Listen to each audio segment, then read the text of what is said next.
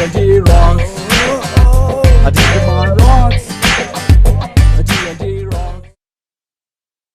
ഇന്നലെ എന്റെ മാമന്റെ വീട്ടിലൊന്ന് പോയി. മാമനെ ഗൾഫ് സുമേഷ്, എന്തായിരുന്നു സൽക്കാരം?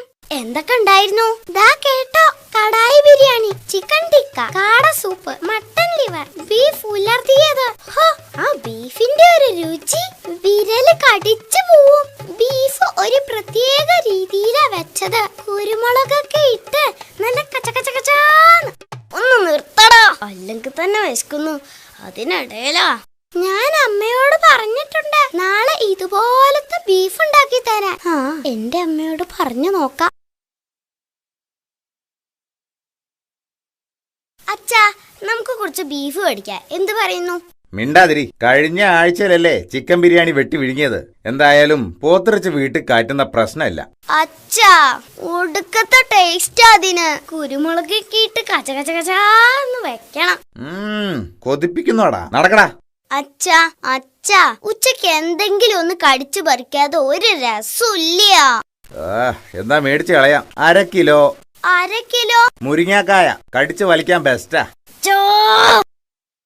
ഞാൻ മേടിച്ചടാ 1 കിലോ ബീഫ്. ഇന്നുച്ചക്ക് അടിപൊളി. ഭാഗ്യവാൻ. ടോണി, നീ ഒരു സഹായം ചെയ്യോ? നീ നിന്റെ അടുക്കളയുടെ ജനൽ ഒന്ന് തുറന്നിടുവോ? എന്തിനാടാ? എടാ, ബീഫിന്റെ മണെങ്കിലും അടിക്കൂലോ. അതും ആസ്വദിച്ച് ചോറ് കഴിക്കാന്ന് കരുതിയ. കിലോക്ക് 110 രൂപയാ. അതിന് ഞാൻ പറഞ്ഞൂന്നേ ഉള്ളൂ.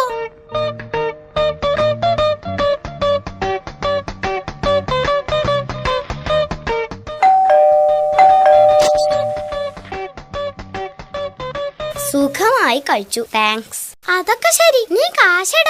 മണത്തിന് കാശ് ചോദിക്കുന്നു, സാമദ്രോഹി. 1 മിനിറ്റ്. ഇതെന്താ? ഇത് സമ്പാദ്യപ്പെട്ടിയാ, ഫുൾ കോയിൻസാ. 500 രൂപെങ്കിലും കാണും. ശരി ശരി, വേഗം കാശിട്. 1 നിമിഷം. ശബ്ദം കേട്ടോ? കേട്ടു. കേട്ടല്ലോ? മണത്തിന് ഈ ശബ്ദം തന്നെ ധാരാളം. Digimon rocks.